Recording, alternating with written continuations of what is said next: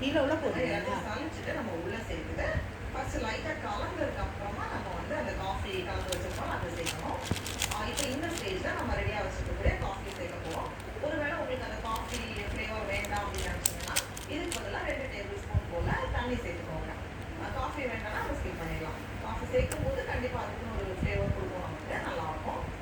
இந்த மாதிரி பாருங்கள், நல்ல ஒரு ரிச்சான நல்ல க்ரீமியாக இருக்குது. இந்த கேக் வந்து நம்ம டேக்காக வரும்போது நல்லா மாலிஷாக கொஞ்சம் பஞ்சியாக இருக்கிற மாதிரி இருக்கும், ரொம்ப நல்லாயிருக்கும். அவ்வளோதான், நம்மளோட கேக் மாவு வந்து ரொம்ப ஈஸியாக நம்ம ரெடி பண்ணிட்டோம். இப்போ இதையும் வந்து நம்ம கேரமல் லேயர் கீழே அதுக்கு மேலே வந்து நம்ம இந்த கேக் லேயரை மாற்றிடலாம். இந்த மாதிரி ஒரே பேனாக தான் எடுக்கணும்னு இல்லை, நம்ம வந்து சின்ன சின்ன கப் கேக் மாதிரிலாம் நம்ம பண்ணுவோம்ல. முன்னாடியெல்லாம் நம்ம புட்டிங் பண்ணுறப்போ சின்ன சின்ன பவுல்லையும் பண்ணுவோம், அந்த மாதிரி நம்ம பண்ணலாம். இப்போ அடுத்தது நம்மளோட கஸ்டர்ட் லேயர். இது ரொம்பவே ஈஸி. ஒரு பவுலில் 2 முட்டை சேர்த்துக்கோங்க. 1/2 கப் முட்டை சேர்த்துட்டு நல்லா இந்த மாதிரி கலந்ததுக்கு அப்புறமா இதில் 3/4 கப் கண்டென்ஸ்டு மில்க். இது வந்து 200 கிராம். அதுலேயே வந்து இனிப்பு இருக்கும், அதனால் நம்ம எக்ஸ்ட்ரா சர்க்கரை சேர்க்க தேவையில்லை. அதுக்கப்புறமா நம்ம ரெடியாக வச்சுருக்கோம்ல 3/4 கப் பால். 1/2 கப்பை நம்ம குறைய வச்சு 3/4 கப்பாக வச்சுருக்கோம். அந்த 3/4 கப் பால் கூடவே வாசனைக்காக 1 டீஸ்பூன் வெனிலா எக்ஸ்ட்ரா. அதுக்கப்புறமா எல்லாத்தையும் சேர்த்து நம்ம கலந்துட்டோம் அப்படின்னா பாருங்க எவ்வளோ சூப்பராக ஃபாஸ்ட்டாக முடிஞ்சிடும். வேலையே இல்லை, டக்குன்னு பண்ணிடலாம். இதை வந்து நம்ம டேரெக்டாக சேர்க்கறதுக்கு முன்னாடி லேசாக வடிகட்டி சேர்க்கும். ஏன்னா நமக்கு வந்து அந்த கஸ்டர்ட் லேயர் உங்களுக்கு தான் சும்மா ஈக்கவே இல்லாமல் நல்லாயிருக்கும். நான் இந்த மாதிரி வடிகட்டி வச்சுருக்கேன்.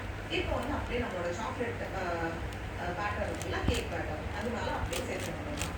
இப்போ நம்ம பார்க்கும்போது மேலே தான் அந்த கஸ்டர்ட் லேயர் இருக்குது, கீழே தான் வந்து நமக்கு கேக் இருக்குது. ஆனால் இது பேக்காக வரும்போது அப்படியே ரிவர்ஸில் இருக்கும். கீழே வந்து ஒரு பெரிய ட்ரே வச்சுக்கோங்க.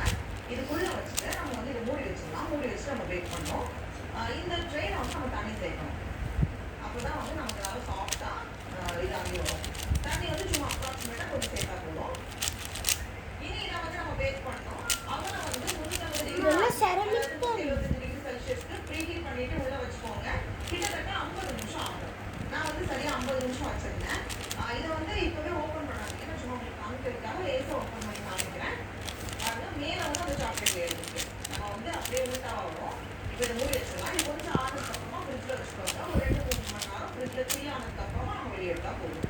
அவ்வளோதான். அது வந்து செட் ஆகிறதுக்காக ஒரு நேரம் ஃப்ரிட்ஜில் வச்சுக்கோங்க. இப்போ பார்த்தோம் அப்படின்னா சூப்பராக செட் ஆகிருக்கு. அப்படியே கவுத்தியோட அழகாக வந்துடும்.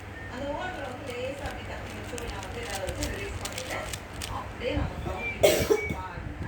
சைடில் அந்த கேக்கும் கேரமலும் வந்து நம்ம சாப்பிட்டுட்டே இருக்கலாம்னா திகட்டாது. அதுவுமே வந்து கலந்து போதும். இதில் இருக்கிற சாக்லேட் லேயரும் ரொம்ப என்ஜாய் பண்ணி நம்ம சாப்பிடலாம். சடா, அவ்வளோதான். பாருங்க எவ்வளோ சூப்பராக வந்துருக்கு. அப்போ நல்லா மானிஷ்டாக அது வந்து நம்ம சாப்பிட்டுட்டே இருக்கலாம். வந்து கரைஞ்சி போயிட்டே இருக்கும், அந்த மாதிரி இருக்கும். சாப்பிட்டுக்கிட்டே இருக்கலாமா? சரி.